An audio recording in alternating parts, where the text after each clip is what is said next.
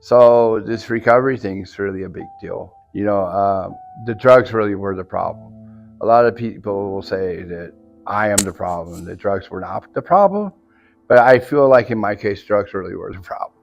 Like my life is so good now, that I would never want to go back to that. Yeah, we can start there. So I grew up in California, in Lancaster. I had a decent home life, for the most part of my life. My parents did do drugs, but they worked, and we were never struggling, right? Like we had everything we needed, right? And then when I was 16, I moved with my grandma, and then 'cause I was getting high. I started getting high at 18, right?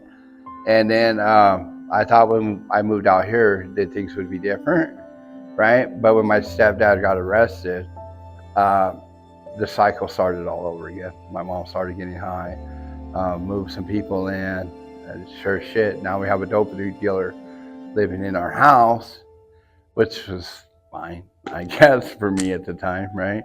Because then it was like, oh, now I can get dope. And started that cycle all over again. So that's pretty much my younger years. Yeah.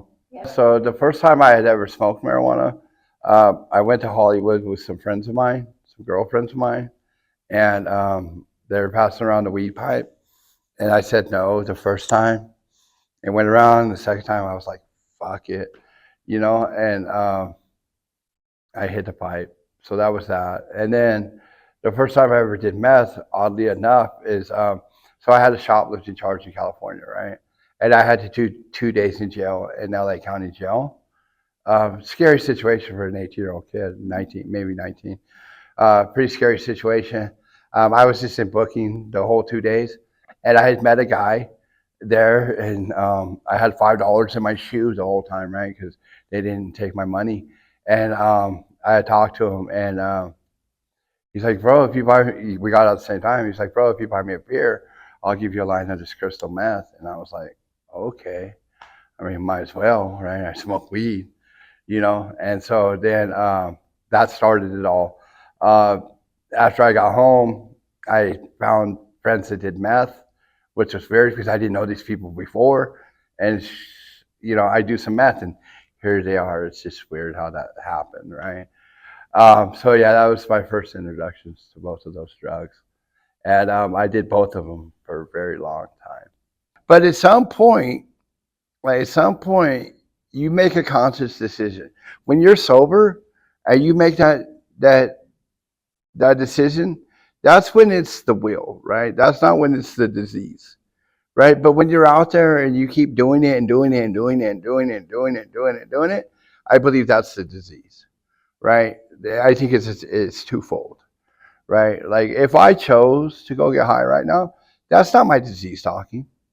You know what I mean? That's me making a conscious effort or a conscious decision to go do that, right? Like, and whatever happens after that, we could say it's the disease, but in the beginning, you make that decision, right? But eventually, you lose the choice, right, to get high.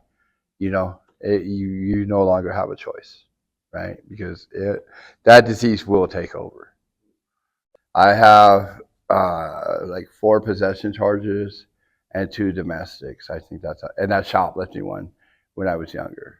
My first possession charge I took for my wife. It was a shitty case, and I took that one. And that's my only felony, which is weird because it was like less than a half a gram, right? I've probably done maybe a total of a year in jail, which is fine. No longer than 30 days at a time. Like the first time I went, so I went to LA County, right? And then so when I came here and they told me I was moving to general population, I got a little scared, right? Like I was nervous. And then when I got to general population, this was in 1996, so the jail was a little different. It was smaller, right? And I was like, this is jail? Like, this is it?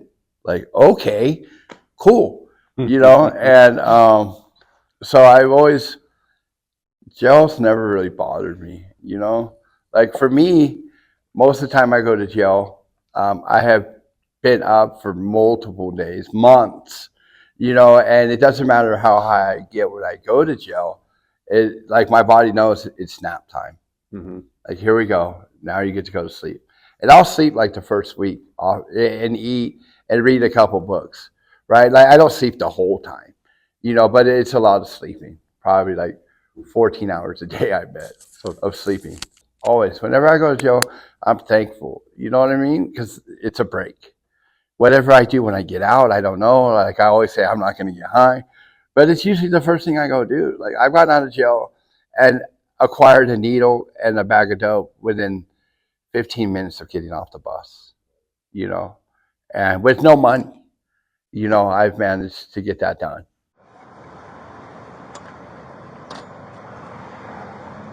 What's your drug of choice?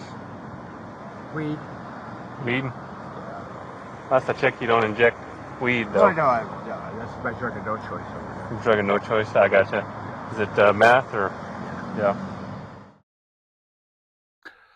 So I started getting homeless in 2014. I was with a girl. We were doing really good. Both of us got out of the halfway house, doing super good. And then one day we decided to get high. And then we get high, and I didn't know that this girl couldn't handle the getting high like I do. And then, so it took 3 months, and our life was shit. She went back to prison, and then, so at that point is when I became homeless. So I would say it was September of 2014. Even so, I was homeless, but I had a couple places I could stay. I'd stay with my buddy for a lot, right? So I wasn't technically on the streets. I probably did get on the streets till about 2016. Even though I was bouncing between two places before, but it was couches, right? That wasn't the homelessness that I once got used to, right? And then, yeah, like I had some good years homeless, right? We had a good time. Like, it wasn't all bad. There were some times where it was good, but it was cool. Like, we all took care of each other. At one point, there was a group of people that we all took care of each other, right? And then it got worse, right? Then I moved to Loveland for a while, was homeless there, did the thing, spent a lot of time at 137. At the time, it was like a day shelter for homeless. You go take a shower, do your laundry, get breakfast, coffee, because they were only open till like noon, and then you had to go, right? Which was cool. And they had a therapist there too. So I went to the halfway house. I got arrested, went to the halfway house, did 6 months. I got out. I got high that day. I didn't think I was going to get high that day. Like I thought in my mind, like, I'm good. But the thing was, I was supposed to go to the lighthouse, right? Well, I didn't have enough money to move in there. And the lighthouse is like a sober living, right?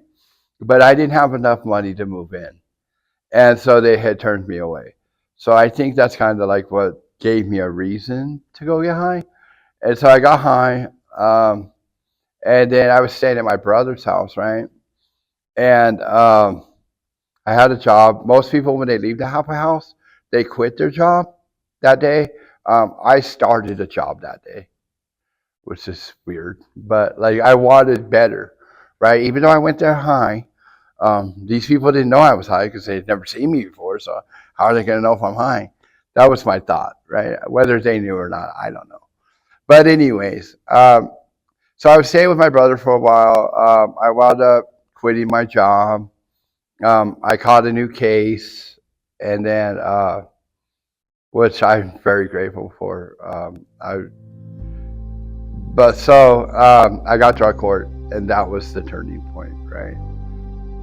So drug court, they make you go to groups, 8 to 10 UAs a month,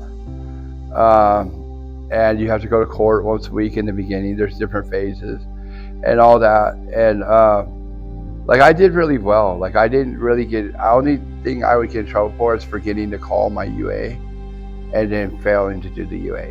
Right? I think I might have like 6 or 7 sanctions the whole time I was there, and I was there for 2 years and 2 months.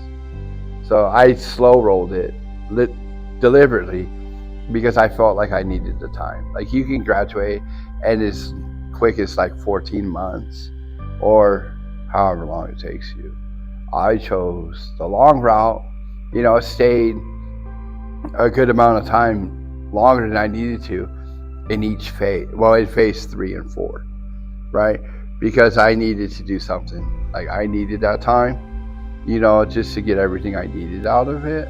The supervision, whatever, the groups, and it was what helped me.